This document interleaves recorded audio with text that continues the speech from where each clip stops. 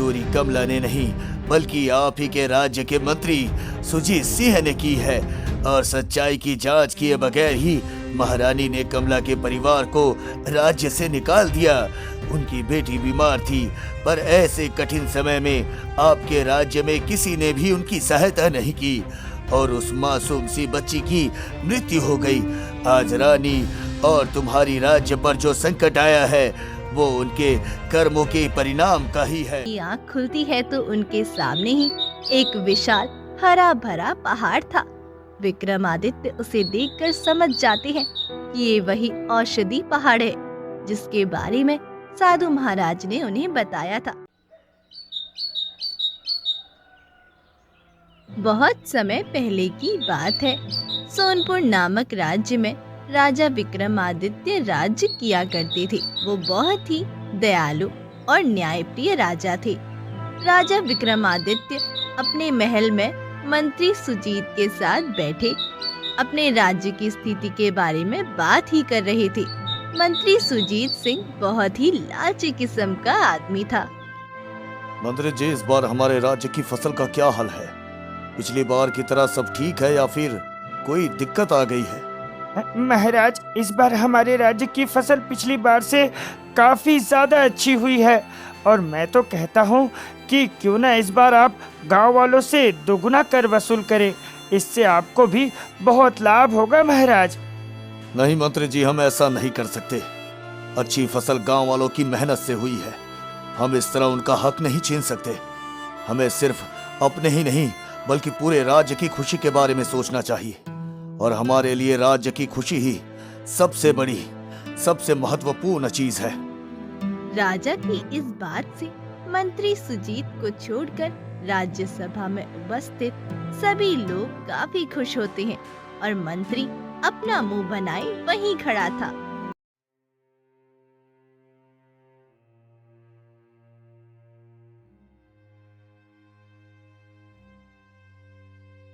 उसी राज्य में एक रामलाल नाम का गरीब किसान अपनी पत्नी कमला और बेटी मीना के साथ रहा करता था।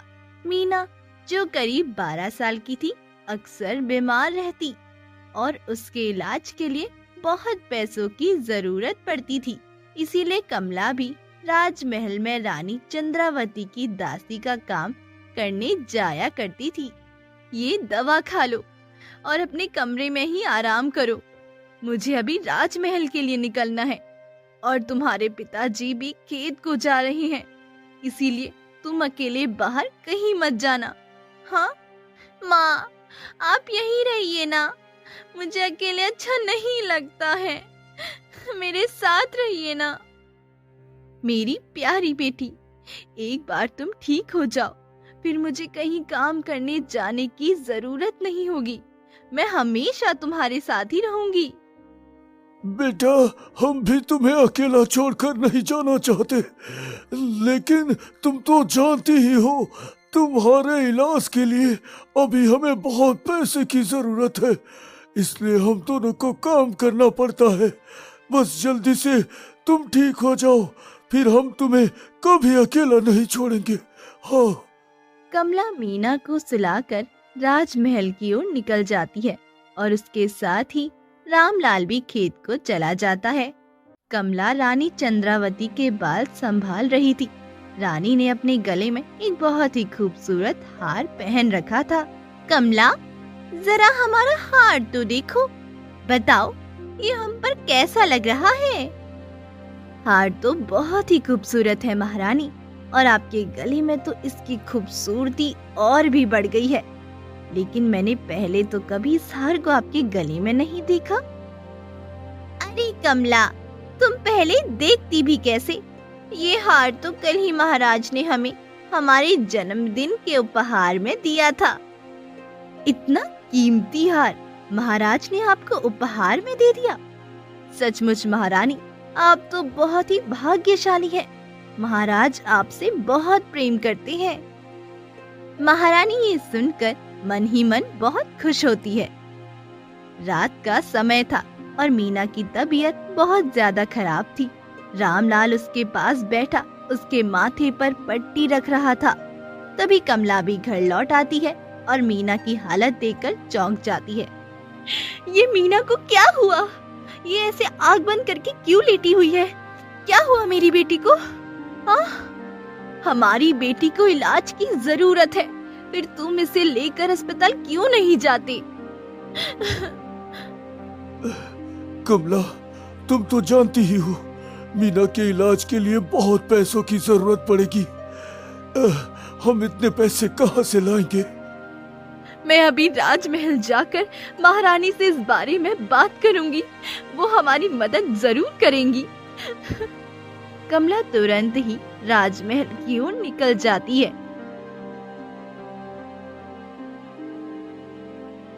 महारानी अपने कक्ष में परेशान बैठी थी। उनके पास ही कुछ दासियां और मंत्री सुजीत सिंह भी उपस्थित थे। तभी महाराज भी वहां आ जाते हैं। महाराज, हमें माफ कर दीजिए, हम आपके उपहार को संभाल कर नहीं रख सके। क्या हुआ महारानी, आप इतने परेशान क्यों हैं? क्या हम आपकी चिंता का कारण जान सकते हैं? क्या बात है महारानी, हमें साफ साफ बताइए। महाराज, दरअसल बात यह है कि जो हार आपने महारानी को उनके जन्मदिन पर उपहार पर दिया था, वो चोरी हो गया महाराज। रानी इसी बात को लेकर चिंतित है। अरे तो इसमें इतना परेशान होने की क्या जरूरत है? आपके पास तो ऐसे कई कीमती हार हैं। आप उनमें से कोई दूसरा पहन लीजिए और हम कल सुबह आपके हार की चोरी के बारे में जरूर जांच करेंगे। अभी आप जाकर आराम कीजिए महारानी। फिर महाराज वहां से चले जाते हैं, पर मंत्री वहीं खड़ा रहता है। महारानी, आज ही आपका हार चोरी हुआ है। क्या आपको ध्यान है कि आज आपके कक्ष में कौन कौन आया था? हाँ? हमारे पास हमारी कुछ दासियां थी, पर उनके पास वो हार नहीं है। हाँ, याद आया, हमारी एक दासी कमला भी हमारे साथ ही थी। उसे हमने अपना हार दिखाया भी था। अच्छा, तो फिर जरूर आपका हार उस दासी कमला ने ही चोरी किया होगा। हाँ, हो सकता है।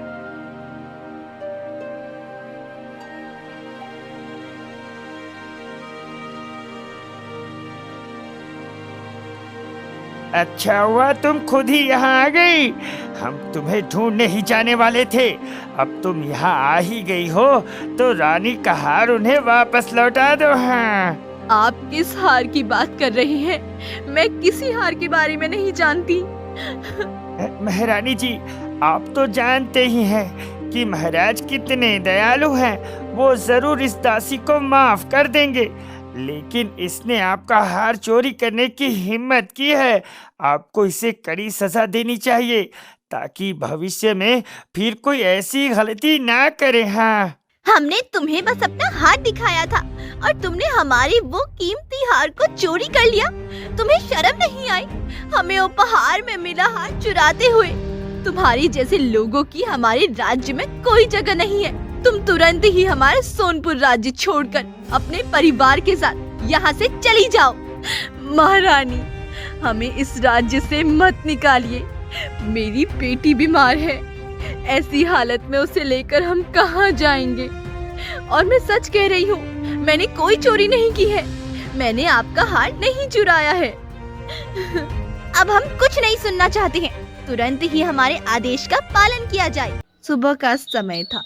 कमला और रामलाल अपनी बीमार बेटी मीना को लेकर अपना घर और सोनपुर राज्य छोड़कर जा रहे थे। तेज बुखार और भूख के कारण मीना ठीक से चल नहीं पा रही थी। माँ, मुझे बहुत भूख लगी है, मुझे कुछ खाने को दे दो। बेटा, अभी तो मेरे पास तुम्हें देने के लिए कुछ नहीं है, पर तुम चिंता मत करो, मैं अभी गांव में किसी के घर से तुम्हारे लिए कुछ लेकर आती हूँ।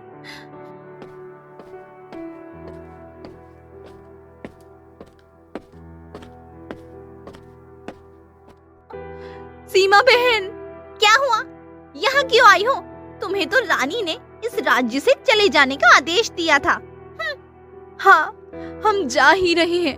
वो बस मेरी बेटी बहुत भूखी है, जरा उसके खाने के लिए कुछ मिल जाता तो। हमने चोरों के लिए कोई भंडार नहीं खोज रखा है, चलो जाओ यहाँ से। कमला वहाँ से निराश होकर गांव के और कई घरों में अपनी बेटी के लिए खाना मांगने जाती है, पर कोई भी उसकी मदद नहीं करता। कमला निराश होकर लौट आती है।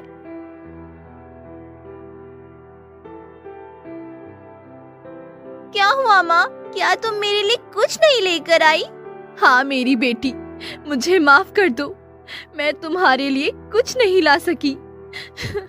परेशान मत हो कमला, मैं जानता हूँ तुम्हारी कोई गलती नहीं है।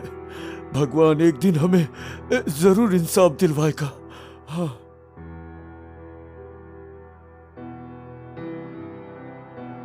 कमला, रामलाल और मीना चलते चलते गांव से बहुत दूर एक जंगल में आ गई। तभी मीना अचानक से जमीन पर गिर जाती है। ये देखकर रामलाल और कमला की तो जैसे सांसें ही रुक जाती है। वो दोनों वहीं बैठकर रोने लगते हैं। वही जंगल से एक साधु गुजर रहे थे।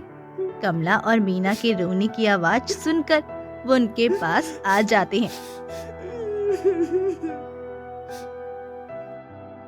अरे तुम दोनों यहाँ जंगल में इस तरह से क्यों रो रहे हो? और इस बच्ची को क्या हुआ है? देखिए ना महाराज, हमारी बेटी को क्या हो गया है, ये आंखें ही नहीं खोल रही है। ये बच्ची तो मर चुकी है। ये सुनकर कमला और जोर जोर से रोने लगती है। तुम लोगों के साथ क्या हुआ है? मुझे बताओ, शायद मैं तुम्हारी सहायता कर सकूं। बताओ मुझे। रामलाल साधु को उनके साथ जो भी कुछ हुआ था वो सब बता देता है कि किस तरह से रानी ने चोरी का झूठा इल्जाम लगाकर हमें राज्य से निकाल दिया है और गांव वालों ने भी हमारी कोई सहायता नहीं की। साधु को ये सुनकर गांव वालों और रानी पर बहुत क्रोध आता है। हाँ, तुम दोनों अब परेशान मत हो, तुम्हें जल्द ही न्याय मिलेगा। कुछ दिनों के लिए अगर तुम चाहो तो हमारी कुटिया में रह सकते हो। इस तरह जंगल में भटकना खतरनाक हो सकता है। हाँ। आपका बहुत बहुत धन्यवाद। रामलाल और कमला साधु के साथ मिलकर मीना का अंतिम संस्कार कर देते हैं। काफी समय बीत चुका था और सोनपुर राज्य में बारिश ना होने के कारण पूरे राज्य में अकाल पड़ चुका था। लोगों के भूखे मरने के दिन आ गए थे। राजा विक्रमादित्य अपने भंडार गृह से निकालकर राज्य के लोगों को अनाज बांट रहे थे। पिताजी, अगर आप इसी तरह राज्य में अनाज बांटते रहेंगे तो जल्द ही भंडार गृह खाली हो जाएगा। फिर हम क्या करेंगे? क्या कर सकते हैं बेटा, हम हमारी प्रजा को इस तरह भूखे मरने तो नहीं दे सकते ना। पिताजी, मैंने सुना है कि हमारे राज्य से कुछ दूर जंगलों में एक बहुत महान साधु रहते हैं। क्यों ना आप उनके पास जाकर हमारे राज्य में अकाल पड़ने का कारण पूछे। हाँ, चाहते तो हम भी हैं कि उनके पास जाएं, लेकिन महारानी को इस हाल में छोड़कर हम कैसे जा सकते हैं? ना जाने महारानी को ऐसा कौन सा रोग लग गया है जिसे कोई वैद्य और हकीम ठीक नहीं कर पा रहे। पिताजी, आप चिंता मत कीजिए, आपके लौट आने तक मैं उनका और इस राज्य का ख्याल रखूंगा। और हो सकता है कि उन साधु महाराज के पास हमारी माँ की बीमारी का इलाज मिल जाए। हाँ, तुम सही कह रहे हो, हमें उनके पास जाना ही चाहिए। हमारे लौट के आने तक तुम यहाँ सभी का ख्याल रखो बेटा, ठीक है? फिर राजा विक्रमादित्य अपने राज्य पर आई मुसीबत और रानी के इलाज के लिए साधु की खोज में जंगल को निकल जाते हैं। राजा विक्रमादित्य कई दिनों तक साधु महाराज की तलाश में जंगल में भटकते रहते हैं। रात दिन के सफर के बाद अब उनके पास खाने पीने का जो भी सामान था वो खत्म हो चुका था। लगातार चलते चलते भूख प्यास से परेशान होकर वो एक पेड़ के पास ही बेहोश हो जाते हैं। अगली बार जब उनकी आंख खुलती है तब विक्रमादित्य एक कुटिया में थे और उनके सामने ही वो साधु महाराज खड़े थे। प्रणाम महाराज, मैं आपके ही खोज में इस जंगल में आया था। हाँ, क्या हुआ राजन, तुम्हें हमारी आवश्यकता क्यों पड़ गई? महाराज, हमारे राज्य सोनपुर में ऐसी विपत्ति पहले कभी नहीं आई, लेकिन ईश्वर न जाने ईश्वर हमसे क्यों नाराज हो गए। इस वर्ष हमारे राज्य में बिल्कुल भी वर्षा नहीं हुई है। पूरा राज्य सूखा पड़ गया है, प्रजा भूखी मर रही है और हमारी महारानी को ना जाने क्या रोग हो गया है। कोई औषधि उन पर असर ही नहीं कर रही। हम हर तरह से परेशान हैं। अब आप ही इन समस्याओं का कुछ समाधान निकालिए महाराज। तुम्हारे राज्य पर आए मुसीबत और रानी की बीमारी, ये सब उनके कर्मों का परिणाम है राजन। हाँ, उनके कर्मों का परिणाम है। उनके कर्मों का परिणाम? वो कैसे महाराज? तभी कमला और रामलाल भी वहाँ आ जाते हैं। अच्छा, तुमने महारानी का हार चोरी किया था ना, और मैंने सुना था कि रानी ने इस अपराध के कारण तुम्हें राज्य से निकाल दिया था। हाँ, इन्हें राज्य से निकाल दिया गया था, ये बात सत्य है राजन। पर चोरी कमला ने की थी, ये बात बिल्कुल भी सत्य नहीं है। हाँ। ये आप क्या कह रहे हैं महाराज? क्या चोरी कमला ने नहीं की थी? हाँ, हम सत्य कह रहे हैं राजन। जब कमला और रामलाल हमसे मिले, तभी हमारे दिव्य दृष्टि से हमें पूरे मामले के बारे में पता चल गया था। चोरी कमला ने नहीं, बल्कि आप ही के राज्य के मंत्री सुजीत सिंह ने की है। और सच्चाई की जांच किए बगैर ही महारानी ने कमला के परिवार को राज्य से निकाल दिया। उनकी बेटी बीमार थी, पर ऐसे कठिन समय में आपके राज्य में किसी ने भी उनकी सहायता नहीं की और उस मासूम सी बच्ची की मृत्यु हो गई। आज रानी और तुम्हारी राज्य पर जो संकट आया है, वो उनके कर्मों के परिणाम का ही है। ये सब सुनकर राजा विक्रमादित्य को एहसास होता है कि जाने अनजाने में उनसे एक बहुत बड़ी गलती हो गई है। देखो कमला और रामलाल, आपके साथ जो भी अन्याय हुआ है, हम उसके लिए क्षमा चाहते हैं। आप दोनों हमारे साथ राज्य वापस लौट चलिए, हम अवश्य आपको न्याय दिलवाएंगे। अरे नहीं महाराज, आप हमसे क्षमा मत मांगिए, आपकी तो कोई गलती नहीं है महाराज। हाँ हाँ, अब हम भी पुरानी बातें भूल गए हैं। तो क्या आप दोनों हमारे साथ राज्य वापस लौट आएंगे? हाँ महाराज। महाराज, क्या आपके पास हमारी महारानी के रोग का कोई उपचार है? उनका ठीक होना भी हमारे लिए बहुत जरूरी है महाराज। इस जंगल को पार करने के बाद एक औषधि पहाड़ी है, जहाँ पर लाल फूल पाए जाते हैं। उनका रस रानी को पिला देने से उनका रोग अवश्य ही ठीक हो जाएगा महाराज। सहायता के लिए आपका बहुत बहुत धन्यवाद महाराज, आपका बहुत बहुत धन्यवाद।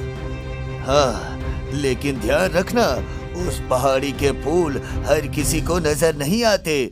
उसके लिए जरूर ही तुम्हें कोई कठिन परीक्षा देनी पड़ेगी। हाँ हाँ, ठीक है महाराज, मैं हर परीक्षा के लिए तैयार रहूंगा।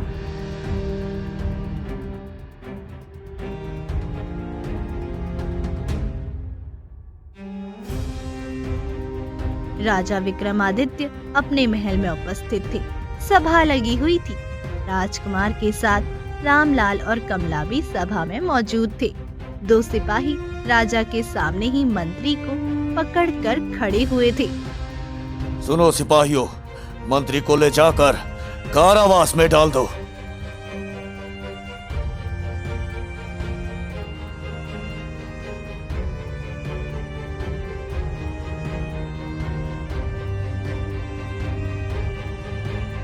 हम आप दोनों से एक बार फिर क्षमा चाहते हैं और वचन देते हैं कि अब दोबारा कभी हमारे राज्य में किसी के साथ अन्याय नहीं होगा।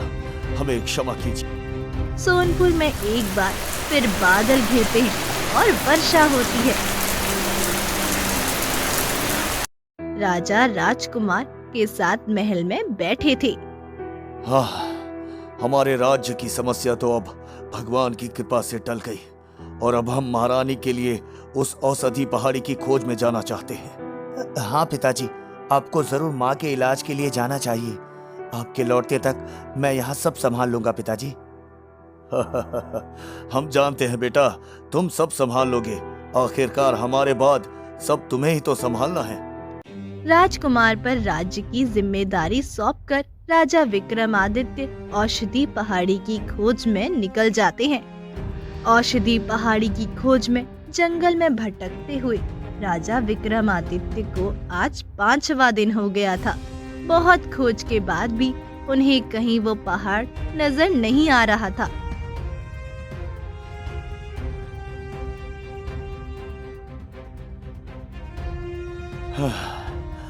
हे भगवान, आज 5वां दिन हो चुका है, पर अब तक हमें वो औषधि पहाड़ी का कुछ पता नहीं चला। धीरे धीरे उनके पास जो भी खाने पीने का सामान था वो थोड़ा ही बचा था। तभी थोड़ा आगे चलकर उन्हें एक घायल हिरन दिखाई देती है। राजा उसके पास आकर बैठ जाते हैं। ये तो बहुत घायल है। राजा उसके घाव पर एक जड़ी बूटी लेकर लगा देते हैं। प्यारे हिरन, तुम्हारे खून का बहाव रुक गया, अब तुम जल्द ही ठीक हो जाओगे। हाँ। फिर राजा वहाँ से आगे बढ़ जाते हैं। कुछ दूर एक बूढ़ी औरत उन्हें मिलती है। रुको बेटा, मैं बहुत दिनों से भूखी हूँ, थोड़ा कुछ खाने को मिल जाता तो बड़ी कृपा होती। हाँ हाँ, क्यों नहीं माँ जी, जरूर मिल सकता है, ये लीजिए। राजा के पास जो कुछ भी खाने पीने को बचा था वो सब उस बूढ़ी औरत को दे देते हैं और वहाँ से आगे बढ़ जाते हैं। राजा चलते चलते काफी दूर आ जाते हैं। वहाँ एक गरीब आदमी पेड़ के नीचे बैठा रो रहा था। राजा उसके पास आते हैं। अरे अरे भाई, तुम इस जंगल में बैठकर क्यों रो रहे हो? क्या समस्या है तुम्हारी? क्या बताओ महाराज, मेरे बच्चे भूखे हैं। पैसों के लिए मैं इस जंगल में लकड़ियां काट कर बेचता हूँ, लेकिन आज जब मैं लकड़ियां बेचकर लौट रहा था तब रास्ते में पता नहीं कहाँ मेरे पैसे गिर गए। अब मैं क्या करूँ, क्या लेकर घर वापस जाऊँ? राजा विक्रमादित्य ने जो भी जेवर पहने थे उतार कर उस आदमी को दे देते हैं। ये लो, हम आशा करते हैं कि इससे आपकी कुछ सहायता हो जाएगी। राजा विक्रमादित्य को चलते चलते रात हो गई थी।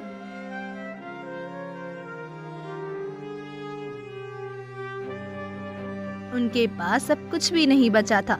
वो भूख प्यास से व्याकुल वहीं एक पेड़ के नीचे लेट जाते हैं।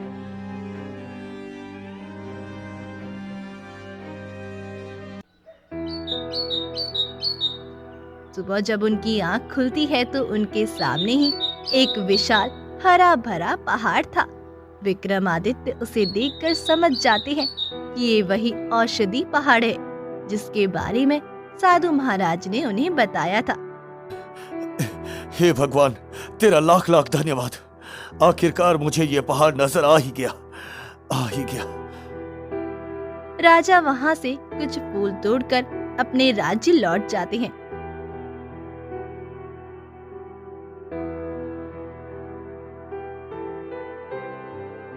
विक्रमादित्य जो फूल लेकर लौटे थे उसका रस महारानी को पिला दिया जाता है और उससे महारानी अपनी आंखें खोल देती है।